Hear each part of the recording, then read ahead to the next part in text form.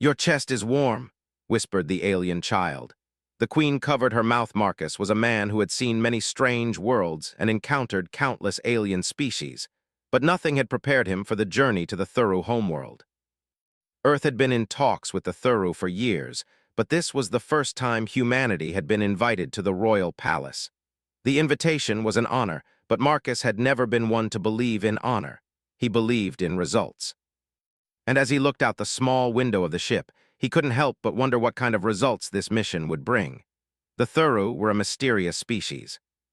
Their advanced technology was far beyond anything Earth had developed, and their queen, Myrna, was said to be a ruler of great wisdom and power. But despite their technological advancements, the Thuru remained a proud, secretive race. Few outsiders had ever been allowed to set foot on their homeworld, and fewer still had ever been invited into the royal palace. Marcus felt the weight of history pressing down on him as he descended toward the palace. He had been briefed on their customs, their rituals, and their laws, but nothing could prepare him for the surreal beauty of the palace grounds. The structure seemed to grow out of the very earth itself, its towering spires reaching toward the sky like ancient trees. The air was thick with the scent of alien flowers, and the sound of distant waterfalls echoed through the palace's open courtyards. The human diplomat's boots clicked against the marble floors as he made his way toward the throne room.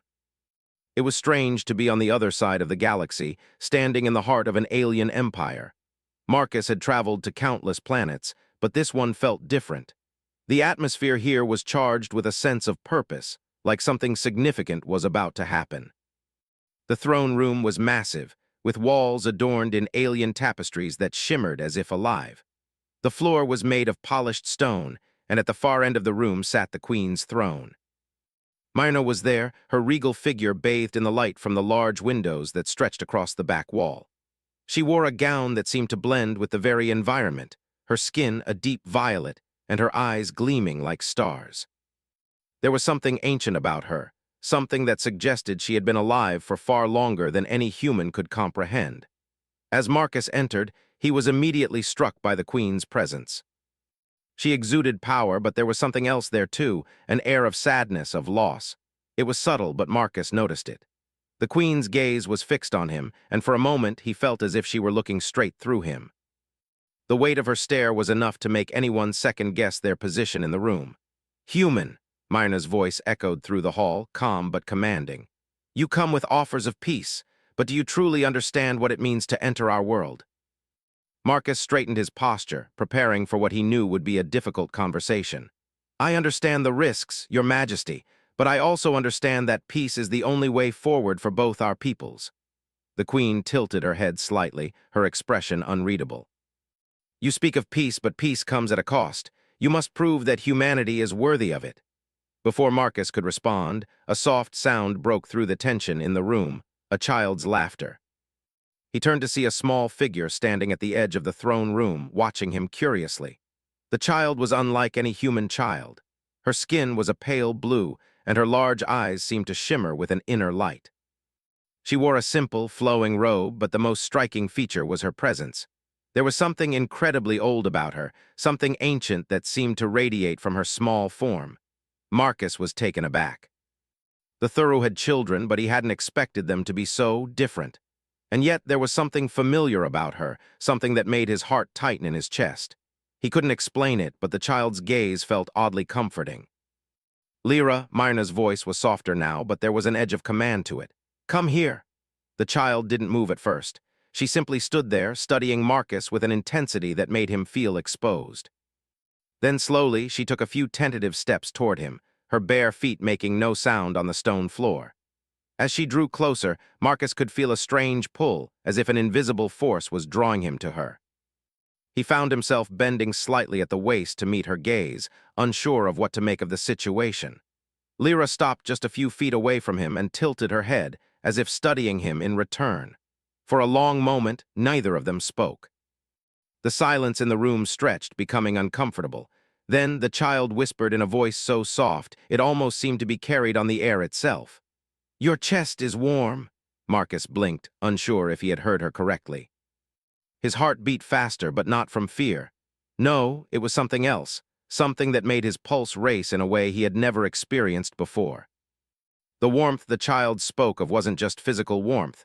It was a deep, inexplicable feeling that seemed to flow between them, connecting them in a way he couldn't understand.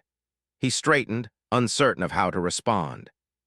But before he could speak, a sharp intake of breath from Myrna cut through the silence. The queen's eyes widened, and she quickly moved to the child's side, placing a protective hand on Lyra's shoulder. Her face had gone pale, and her mouth was pressed tight in a line.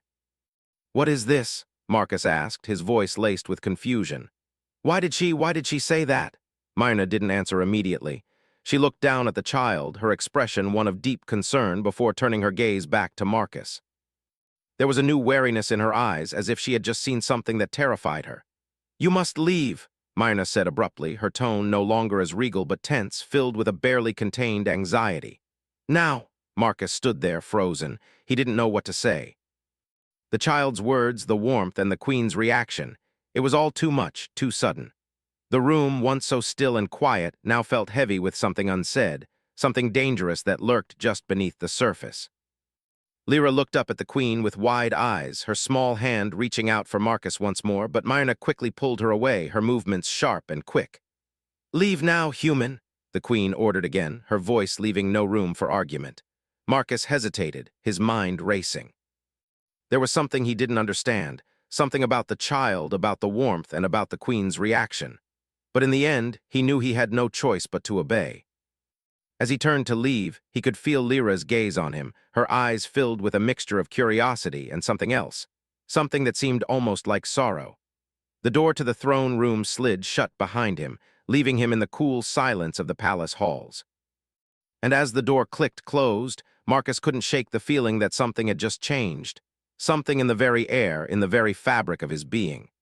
The warmth the child had spoken of lingered on his skin, as if it had become a part of him. And he couldn't help but wonder, what had just happened, and why did it feel like the beginning of something far larger than he could ever have imagined? Marcus left the throne room with a heavy heart. The strange encounter with the child, Lyra, weighed on him more than he expected. He had come to the Thuru homeworld with a clear mission, to secure peace, to bridge the gap between Earth and the Thuru. But now nothing seemed clear. His mind was filled with questions that had no answers. As he walked down the long, polished halls of the palace, the sounds of distant footsteps echoed in the silence. The walls seemed to press in around him, and the air, thick with the scent of alien flowers, felt heavier than it had when he first arrived. He had been prepared for the politics of intergalactic negotiations, for the cold, calculated decisions of leaders. But this strange moment with Lyra was beyond anything he could have anticipated. The child had looked at him with those big, shimmering eyes, and when she whispered that his chest was warm, Marcus had felt an undeniable connection. Something deep inside of him stirred. It was as if in that moment the entire universe had aligned and everything he knew had shifted. But what did it mean? What was this strange power he felt? And why had Myrna reacted the way she did? He couldn't shake the image of the queen's face when the child spoke. Her eyes had widened in shock and her mouth had covered in disbelief, as though she had seen something that terrified her. It wasn't just surprise, it was fear, and that fear had been directed at him, at Marcus. The doors to the hallway slid open, and Marcus found himself stepping into the courtyard, a vast, open space where the sky stretched endlessly above. The courtyard was bathed in the soft glow of twin moons, casting silver light across the polished stones. He felt a sense of calm in the open air, but it was only temporary. The weight of the unknown pressed down on him again, and he knew he couldn't rest until he understood what was happening. He had to find answers. Marcus wandered the palace grounds, his boots clicking against the stone path. The grand gardens of the palace were eerily quiet, the only sound coming from the faint rustling of leaves in the breeze. He didn't have a plan, but his mind was racing. What had happened with Lyra? Why had she been so drawn to him? What was the connection between them? As he walked, a shadow fell across the path. He looked up to see a figure approaching him from the distance. It was Charon, one of the royal advisors. Charon was an older Thuru, his features sharp and angular, with dark skin that shimmered faintly in the moonlight. Unlike the queen, he didn't carry the air of royalty. His presence was more subdued, but there was a quiet authority about him. He was dressed in simple robes, his arms folded across his chest as he moved toward Marcus. "You look troubled, human," Charon said when he was close enough. His voice was soft but had an edge to it, a tone that suggested he knew more than he was letting on. "I am," Marcus admitted. "Something strange happened in the throne room. That child, Lyra," she said. My chest was warm. And the queen, her reaction, it was like she saw something in me, something I don't understand. Charon's expression remained neutral, but there was a flicker of something in his eyes, recognition, perhaps, or a hint of concern. He studied Marcus for a long moment before speaking again. "You are not the only one who has felt it," Charon said quietly. "The queen has known about this for a long time, but she never expected it to happen like this. She never expected it to be you." Marcus frowned, confusion deepening. "What are you talking about? What is it? Why is the queen so afraid of me?" Charon hesitated before answering, his gaze flickering around as if making sure no one else was nearby. "I cannot say too much, but I will tell you this. Lyra's reaction to you is not random. It is part of something much bigger, something that the queen has kept secret for centuries." Marcus stepped closer, urgency in his voice. "What do you mean? What is this secret?" Charon looked around once more before speaking in a low voice. "The Thuru were not always alone in the galaxy. Long ago, we lived alongside humanity. There was a connection between our species, a bond. But that was before the war that tore us apart. Humanity was lost to us, and we have searched for answers ever since." Marcus's heart skipped a beat. You mean there was a time when humans and Thuru coexisted?" Charon nodded slowly. "Yes, but that was a long time ago, before the ancient war, the war that nearly wiped both our species out. After the war, humanity vanished.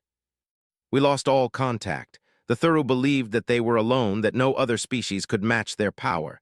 And yet Lyra's reaction to you suggests something else entirely." Marcus was still processing what Charon had said, trying to wrap his mind around it. "So Lyra, she's not just some child. She's, what, part of this lost connection?" "She is part of something far more important," Charon replied, his voice barely above a whisper. "Lyra is the key. She is connected to the prophecy, the one that foretells the return of humanity. The Thuru believed that one day a human would come, a human whose presence would heal the wounds of the past. This human would bring balance, restore what was lost, and lead us to peace." Marcus shook his head in disbelief. "You're telling me that I'm the human in this prophecy? That I'm supposed to restore peace between our people?" Charon gave him a solemn nod. "That is what the queen believes, and that is why she reacted the way she did. She fears this prophecy, fears what it means for her people. She knows that if this prophecy is true, it could change everything." Marcus felt a chill run down his spine. "But I don't know anything about this. I'm just a diplomat. I came here to talk about peace, not to be some savior." "Peace," Charon said, "is not always what it seems. The true nature of this prophecy goes beyond mere negotiations. It is about the survival of our species, of both yours and mine. The queen knows this. She knows that the future of the Thuru and possibly humanity rests on your shoulders." The weight of Charon's words sank in, and Marcus felt the full gravity of his situation. His mission had always seemed clear: secure peace. But now it was something much larger, something far more dangerous. He was not just a diplomat. He was part of a prophecy, a force that could either heal the ancient wounds between their people or tear them apart completely. As the two men stood in the quiet courtyard, Marcus felt the weight of the stars themselves pressing down on him. He didn't know what the future held, but he knew one thing for sure. He could no longer ignore the pull of destiny. The connection between him and Lyra was real. But what it meant, he still didn't understand. Charon gave him a long, searching look before speaking again. "You must speak with the queen. She will not reveal everything to you yet, but you need to understand what's at stake. Time is running out, Marcus. The fleet is coming, and the Thuru are divided.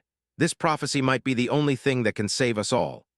With that, Charon turned and walked away, leaving Marcus standing alone in the courtyard, his thoughts swirling with 1,000 questions. The peaceful mission he had embarked on now seemed insignificant in the face of this ancient secret.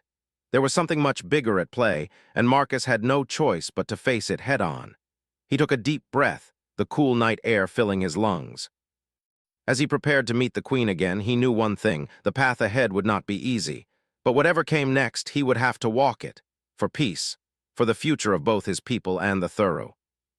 and for the strange connection he shared with a child whose touch had changed everything. Marcus sat in his room, the silence of the palace heavy around him. He had been pacing for hours, trying to process everything that had been revealed to him. The truth about the Thuru's past, the prophecy, the child, Lyra, who seemed to hold the key to it all. It was too much to take in. His mind kept circling back to one question. Why him? What had he done to become part of this ancient, mysterious prophecy? He tried to focus, but his thoughts kept drifting back to the moment in the throne room when Lyra had whispered, "Your chest is warm."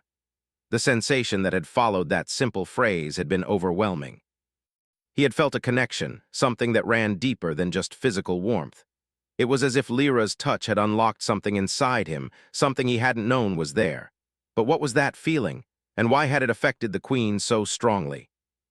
Myrna had covered her mouth in shock, as if she had seen something she wasn't prepared for. The more Marcus thought about it, the more questions he had. It was as if the entire galaxy had conspired to make this moment happen, and now he was standing at the center of something he couldn't even begin to understand. There was a soft knock at his door, breaking his chain of thought. Marcus stood up quickly, his heart racing as he walked toward the door. He opened it to find Charon standing there, his face as solemn as ever. "Come," Charon said quietly, stepping aside to allow Marcus to follow him. Marcus didn't hesitate. He had a feeling that whatever was about to happen, whatever Charon had to say, would be crucial. The old advisor led him through the winding corridors of the palace, and they moved in silence, the only sound their footsteps echoing off the stone walls. Finally, they arrived at a small, unadorned door at the far end of the palace. Charon motioned for Marcus to enter. Inside, the room was dimly lit, and Myrna was sitting at a table, her hands folded in front of her. The queen's expression was unreadable, but her eyes were fixed on Marcus as he stepped into the room. She had always seemed like a woman in control, but now there was something different about her, something more vulnerable. "Sit," Myrna said, her voice calm but firm. Marcus did as instructed, taking a seat across from her. Charon stood by the door, watching in silence. "I suppose you have questions," Myrna began after a long pause, "and I would be a fool not to expect them. But the truth, Marcus, is that you already know more than you should." Marcus frowned, his hands resting on the table in front of him. "I don't understand. What do you mean? Why did Lyra? Why did she say that, and why are you so afraid of what's happening?" Myrna sighed deeply, her eyes briefly closing as if she were gathering her thoughts. "Lyra's words were not random. She has never spoken like that to anyone before. Her connection to you is rare, and it has been foretold for centuries. The prophecy speaks of a human who will return to us, a human whose presence will heal the wounds of the past. That human is you, Marcus." Marcus's heart skipped a beat. "But why me? Why not someone else?" "The prophecy does not say why," Myrna replied, her voice quieter now. "It only says that the human will come when the time is right. You are the one who can restore the balance, who can bring peace between our people. But there are dangers in this prophecy, dangers that I have kept hidden for a long time." Marcus leaned forward, his curiosity piqued. "What dangers? What aren't you telling me?" Myrna's gaze hardened, and for the first time Marcus saw a flicker of something darker in her eyes. "The Thuru are a proud race, Marcus. We have been alone in the galaxy for millennia, and our people have been shaped by that isolation. For a long time, we believed that no other species could be our equal.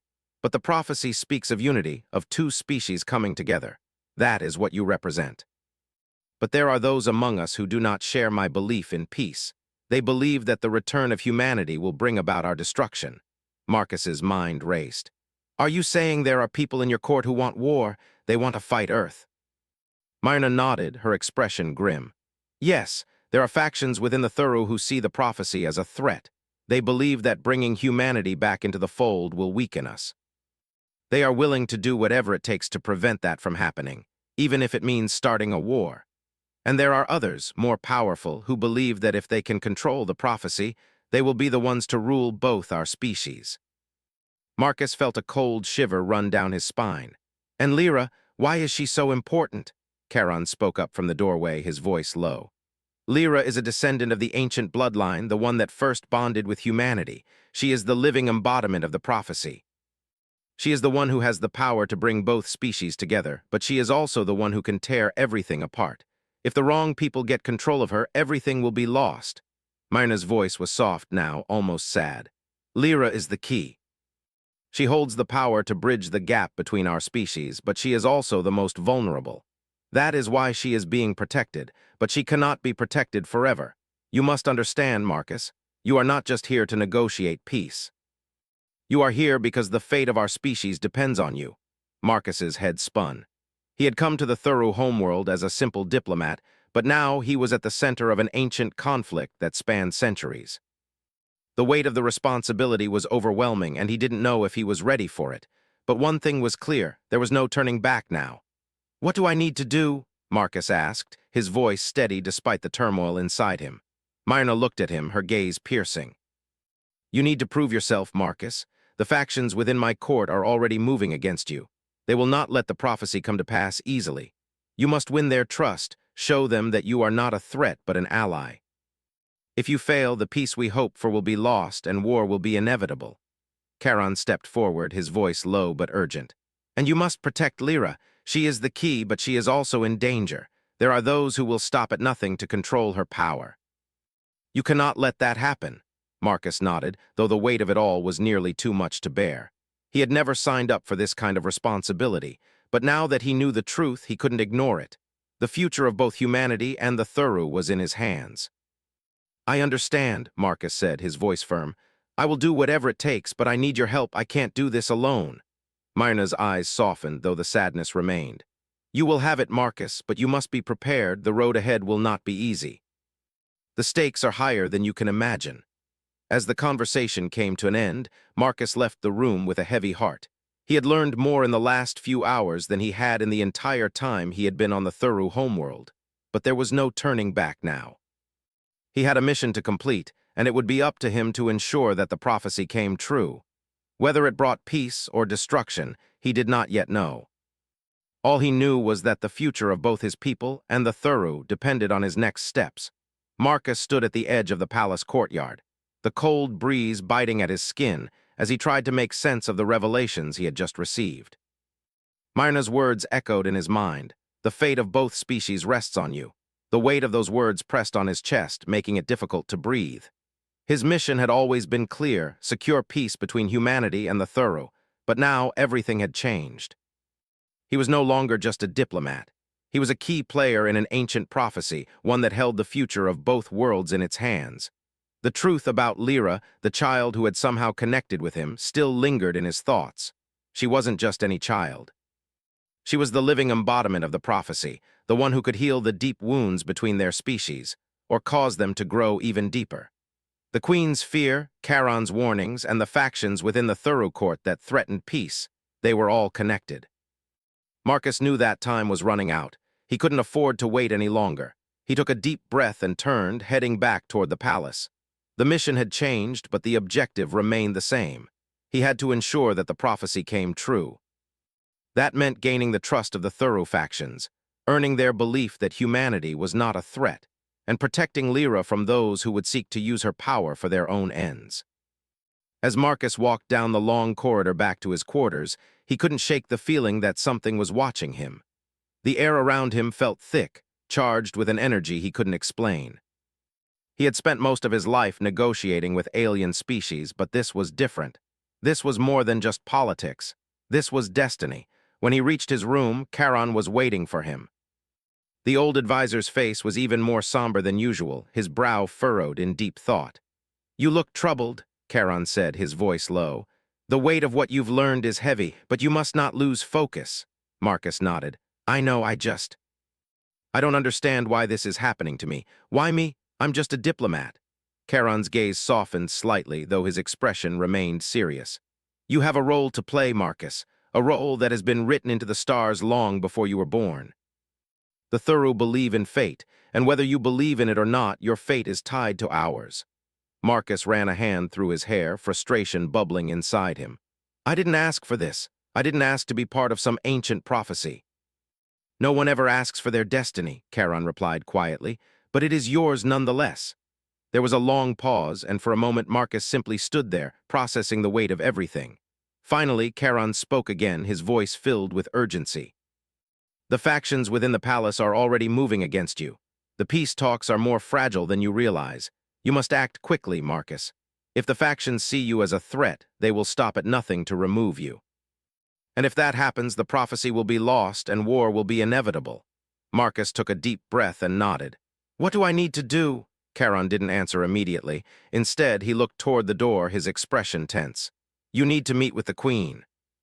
There is much she has not told you, but there is something you must understand about the prophecy. The factions will not believe in you easily. They need to see proof that you are the one spoken of. Marcus raised an eyebrow. Proof? Charon nodded. Yes. There is a test, a way to prove that you are the one who will bring peace. It is an ancient ritual, one that has been passed down through the generations. If you succeed in this test, the factions will believe in you. They will see you as the true heir to the prophecy. If you fail, well, that is something we cannot afford to consider. Marcus felt a chill run down his spine. The stakes were higher than ever. The queen had warned him that time was running out, and now he was being told he had to face a test, one that could determine the fate of both humanity and the Thuru. He didn't know what the test was, but he knew it would not be easy. Where do I begin? Marcus asked, determination settling in his chest. Charon hesitated for a moment, then spoke. The queen will guide you, but you must approach this with humility. The test is not just about strength or intelligence, it is about understanding. Understanding the Thuru, understanding the prophecy, and understanding yourself. You must prove that you are more than just a human diplomat. You must show that you can unite our people. Marcus knew there was no turning back. This wasn't just about securing a peace treaty anymore. This was about something much bigger, something that would shape the future of both worlds. He had no idea what the test would entail, but he was ready to face it, for humanity, for the Thuru, and for Lyra. He nodded to Charon. I'll do it. Charon gave him a sharp look, his eyes filled with a mix of caution and hope. Be careful, Marcus. The test is not just a physical challenge. It will test you in ways you cannot predict. And remember, there are forces in the palace who will stop at nothing to ensure you fail. Marcus didn't reply. He was already thinking about the next steps. He had to meet with Myrna. He had to face the test. And he had to prove that he was the one who could bring peace to the Thuru and humanity. The next morning, Marcus was summoned to the queen's chambers. As he made his way through the palace halls, he couldn't help but feel a sense of foreboding. The weight of everything, of the prophecy, the factions, the test, pressed down on him like a storm cloud, threatening to break at any moment. When he arrived at the queen's chambers, he found Myrna standing by the large window, her back to him.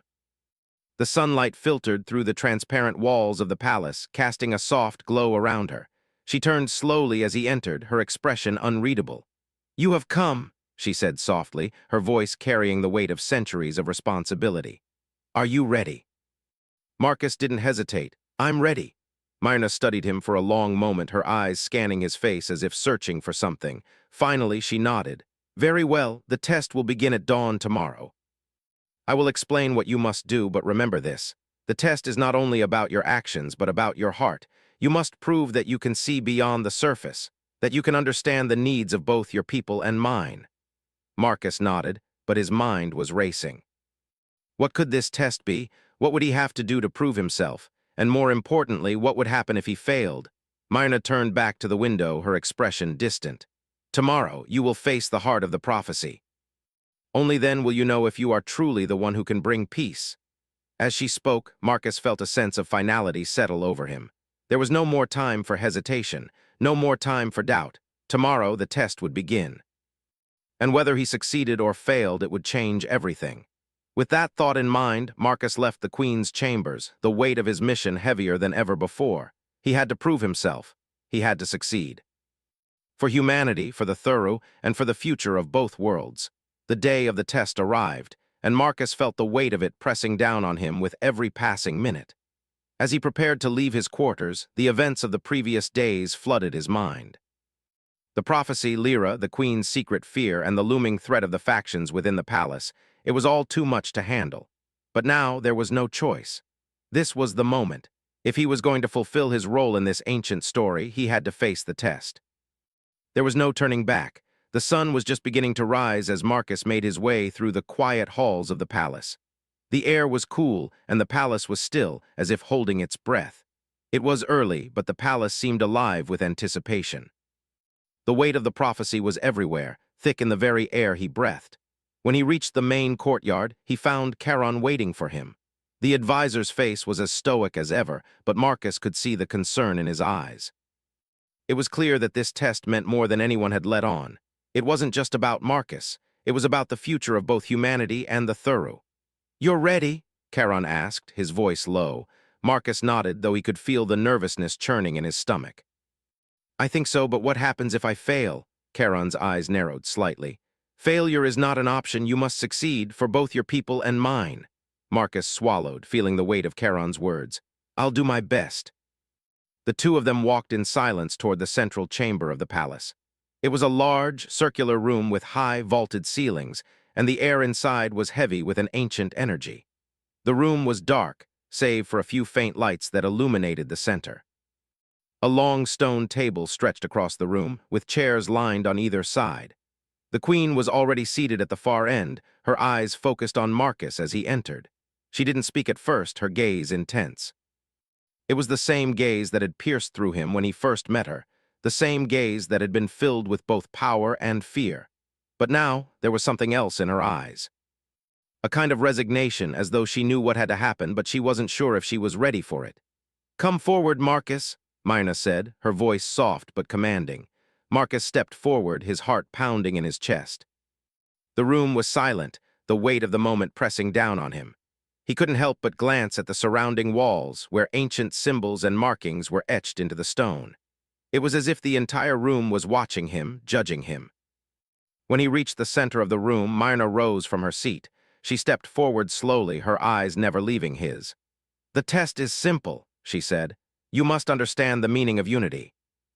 You must understand what it truly means to bring peace, not just between our species, but within yourself." Marcus frowned, confusion settling in. "What does that mean?" Myrna's eyes softened, though her expression remained serious.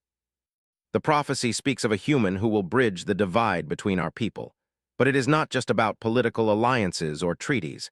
It is about understanding the hearts of both our species. It is about seeing beyond the surface, beyond the differences. You must prove that you can see what is truly important." She paused, as if measuring his response. "To do that, you must face a challenge that will test not only your mind and your strength, but your heart." Marcus stood still, trying to process her words. He had come to the Thuru homeworld to secure peace. He had thought it would be a matter of negotiations, of carefully worded speeches and treaties.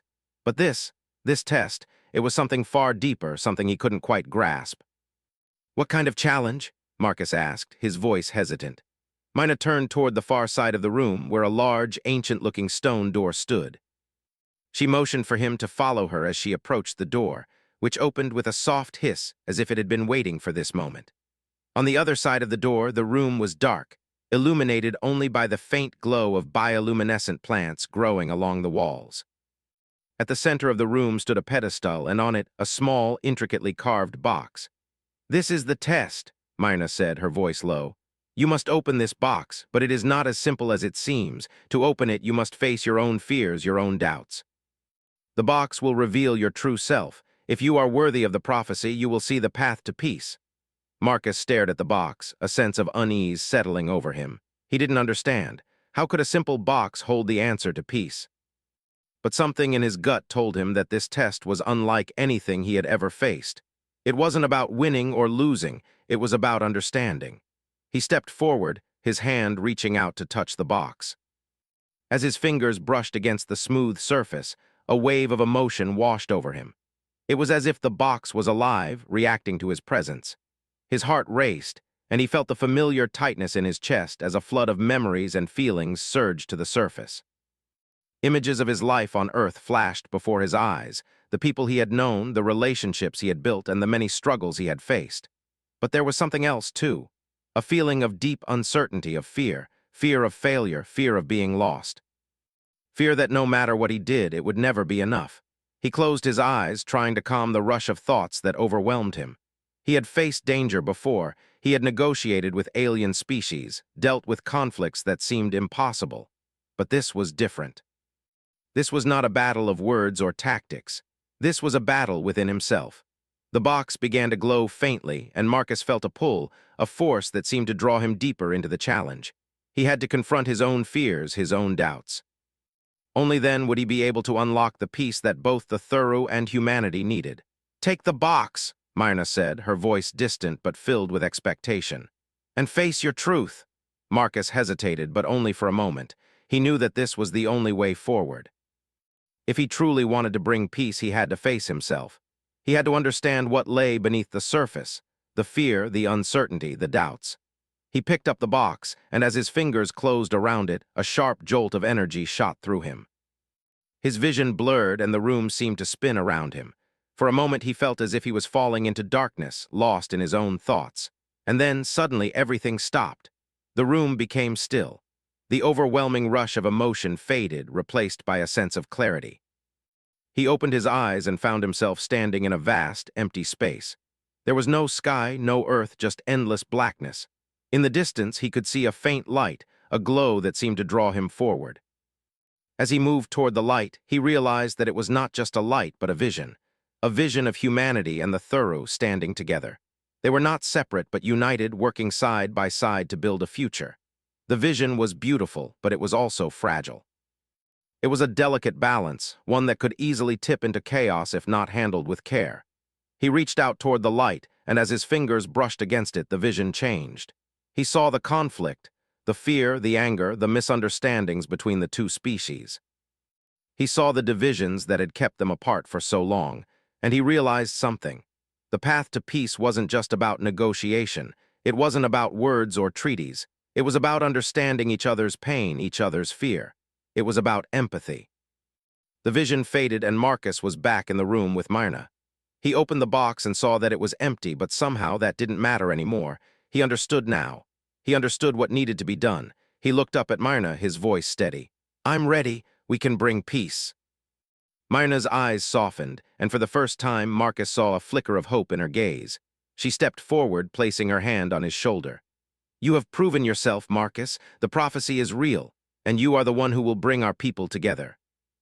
Marcus nodded, feeling a weight lift from his shoulders. The test had been difficult, but it had shown him the way. The path to peace was not easy, but it was possible. And now, with both the Thuru and humanity depending on him, Marcus was ready to face whatever came next.